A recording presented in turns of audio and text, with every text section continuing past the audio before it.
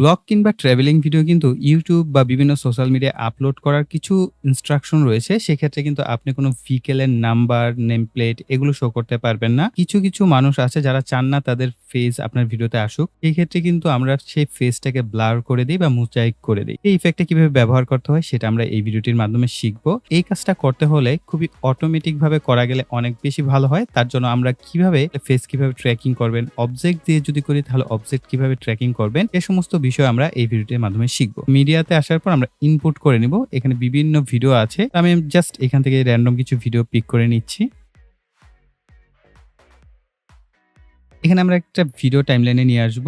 এরপর এই যে মেয়েটা, এটার যে ফেসটা আছে এটাকে আমরা মোজাইক ব্যবহার করে এই ফেসটাকে ব্লার করতে পারি, বিভিন্ন অপশন সেট করতে পারি। তার জন্য ইফেক্টস সিলেক্ট করব। ইফেক্টস থেকে এই পাশে পেয়ে যাবেন বডি ইফেক্টস, এটা সিলেক্ট করবেন অথবা আপনি এখানে সার্চ করতে পারেন মোজাইক লিখে মোজাইক ইফেক্ট, অথবা নিচের দিকে আসলে ফেস মোজাইক অপশনটা পেয়ে যাচ্ছেন। এখানে বিভিন্ন ধরনের ফেস মোজাইক অপশন রয়েছে। ফেস মোজাইক বলতে ফেসকে আপনি রিভিল করতে চাচ্ছেন না হাইড করতে চাচ্ছেন, বিভিন্ন অপশন আছে। আপনি আপনার যে ইমোশনটা আছে সেটাও কিন্তু শেয়ার করতে পারেন, যে কোন সময় কোন ইমোশনটা আপনি ব্যবহার করতে চান সেই অনুযায়ী কিন্তু সেই ফেসটা আপনি ব্যবহার করতে পারছেন ফেজের উপরে আর কি।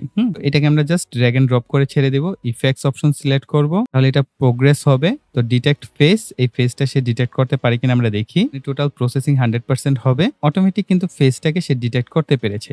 এখন যদি আমরা ভিডিওটাকে প্লে করি তাহলে অটোমেটিক ট্র্যাকিং সহ কিন্তু তার ফেজের সাথে সাথে হয়ে যাচ্ছে। এতে আপনি খুব অল্প সময়ে কিন্তু এই কাজগুলো করতে পারছেন। এবং দেখেন এইখানে আরেকটা ফেস পেয়েছে, তার মধ্যেও কিন্তু এড হয়ে গেছে। তো এই ইফেক্টের একটা বিশেষ দিক হচ্ছে অবশ্যই আপনার যে ফেসটা সেটা ক্যামেরার মধ্যে নিট এন্ড ক্লিন আসতে হবে, খুব ভালোভাবে অ্যাকুরেটলি সেই জিনিসটা কাজ করে। তো এটা তো গেল একটা অপশন। এখন আমরা আরো একটা অপশন শিখি, সেটা হচ্ছে আমরা এটাকে ডিলিট করে দিচ্ছি। অনেক ক্ষেত্রে হয় না, আমরা তো এখানে অটোমেটিক্যালি দুইজনের ফেসই কভার হয়ে যাচ্ছে। এক্ষেত্রে আমরা স্টিকার ব্যবহার করতে পারি। আবার যদি আপনি বসে একটা জায়গায় ভিডিও করেন সেই ক্ষেত্রে কিন্তু আপনি জাস্ট ফিক্সড একটা স্টিকার ব্যবহার করলেই হচ্ছে, সেই ক্ষেত্রে কিন্তু ট্র্যাকিং এর প্রয়োজন হয় না। তারপর যেহেতু একটা মুভিং অবজেক্ট তো মুভ করছে, এক্ষেত্রে ট্র্যাকিং করতে পারলে বিষয়টা আরো বেশি সুন্দর হয়। এখানটায় আমরা সার্চ করব মোজাইক লিখে।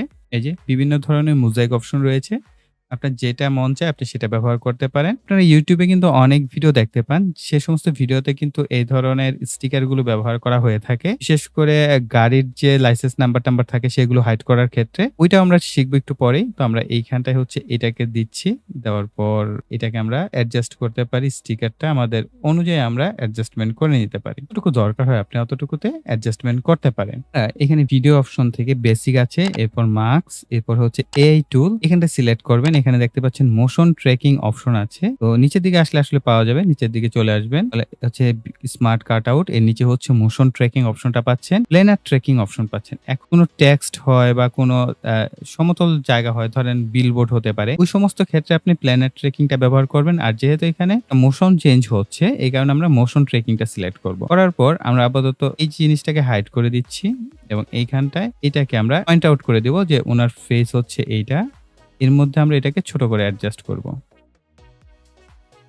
ট্র্যাকিং সেটা শুরু করব, তার আগে এটাকে অবশ্যই শো করে দিব। ক্লিক স্টার্ট মোশন ট্র্যাকিং, এটা সিলেক্ট করে দিবেন। এখানটায় দেখবেন ট্র্যাকিংটা ঠিকঠাক মতো হয় কিনা। ওকে, মোশন ট্র্যাকিং ঠিকঠাক মতো হয়েছে। এখানে লিংক এলিমেন্ট এটা সিলেক্ট করবেন। এখানে প্যাক অফ লেখা আছে, এটা সিলেক্ট করলাম, অর্থাৎ আমাদের এইটার যে নেমটা সেটা সিলেক্ট করার পর আমরা একটু মাউসটাকে সামনে নিয়ে দেখবো যে এটা ট্র্যাকিং হচ্ছে কিনা। এই যে দেখেন চমৎকারভাবে কিন্তু ট্র্যাকিংটা হয়েছে। এই যে প্লে করে দেই, এই যে দেখেন অটোমেটিকলি আমাদের পুরো কাজটা হয়ে গেছে মোশন ট্র্যাকিং এর মাধ্যমে। চলেন আমরা আরো একটি কাজ শিখি। আমরা এটাকে ডিলিট করে দিচ্ছি, মিডিয়া অপশনে আসছি। এখানে আমরা গাড়ির নেম প্লেট কোথায় আছে সেটা দেখবো। ধরেন এইখানে আমরা এটাকে প্লেস করছি, সামনের দিকে একটা ভিকেল আছে, এই ভিকেলটার কিন্তু একটা নেম প্লেট আছে, আমরা এটাকে চাচ্ছি হাইড করতে। ঠিক একইভাবে আমরা চাইলে স্টিকার দিয়েও করতে পারি অথবা ইফেক্টস দিয়েও করতে পারি। তো আমরা এটাকে স্টিকার দিয়ে করছি।